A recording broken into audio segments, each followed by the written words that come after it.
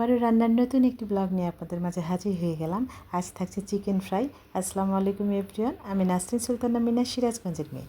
আমার রান্নাঘরে আপনাদের সবাইকে স্বাগত জানাচ্ছি। রান্নার সাথেই থাকবেন। খুব সহজেই ফ্রাইটা করেছি, আশা করি ভালো লাগবে।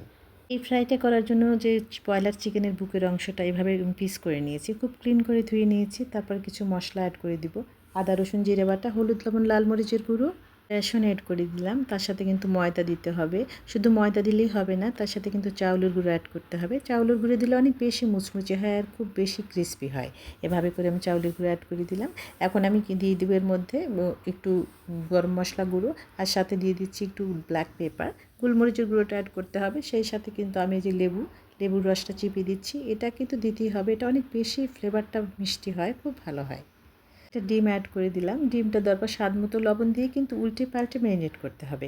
ম্যারিনেট যত ভালো হয়, রান্নার স্বাদটাও কিন্তু তত বেশি ভালো হয়, সেটা ফ্রাই হোক আর রান্না হোক। এভাবে টেক্সচারটা এরকম আসবে, একটু আঠালো। এই যে এটা কিন্তু কোনো ব্রেড ক্রাম্ব অ্যাড করিনি আমি, এটা আলাদা একটা স্বাদ। এভাবে করে অল্প তেলে আমি ধীরে ধীরে দিয়ে দিচ্ছি, যেন তেলটা ছিটে না আসে। খুব সুন্দর হয়তো অল্প তেলে ভাজা যায়। মিডিয়াম আছে উল্টে উল্টে ভেজে নিতে হবে। এই ফ্রাইটা যে কী মজার হয়, এটা স্ন্যাক্স হিসেবে খাওয়া যায় চায়ের সঙ্গে। গরম ভাত, রুটি, পরোটা, পোলাও সব কিছুতে ভালো লাগে। এটা আপনিও ট্রাই করতে পারেন। আপনি এটা ফ্রিজ করতে পারেন, কারণ অনেক সময় দেখা যায় হঠাৎই বাসায় গেস্ট চলে এসেছে, তখন কিন্তু এটা আমরা ফ্রিজে রেখে কিন্তু পরে ভেজে দিতে পারি। এটা খুব সহজ হইতে হয়ে যায়। আর যে রান্না জানে না সেও রান্না করতে পারবে। এত সহজ একটা রেসিপি, কী যে মজার। আমি জাস্ট শুধু ম্যারিনেট করেছি, তারপর অল্প তেলে ভেজে নিচ্ছি। ভিডিওটা যে মন দিয়ে দেখবে সে কিন্তু অবশ্যই এটা বানাতে পারবে।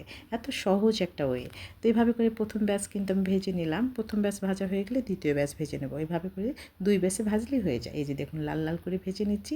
এটা সব কিছুতে ভালো লাগে। আপনি পোলাওর সঙ্গে খেতে পারেন, খিচুড়ির সঙ্গে খেতে পারেন, এমনি স্ন্যাক্স হিসেবে খাওয়া যায়। এটা কী যে মজার।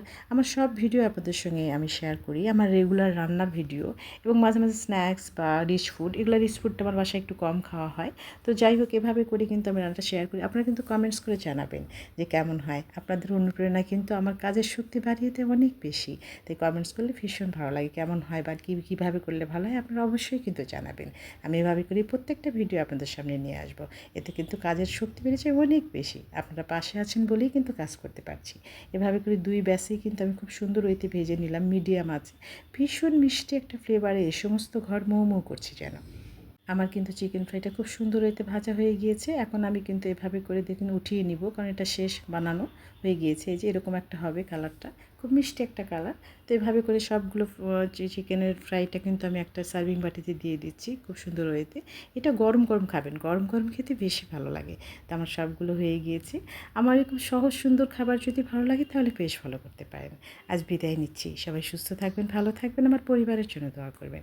সামনে অনেক সহজ সুন্দর ভিডিও নিয়ে আসবো। সে পর্যন্ত সবাই ভালো থাকুন। আল্লাহ হাফিজ।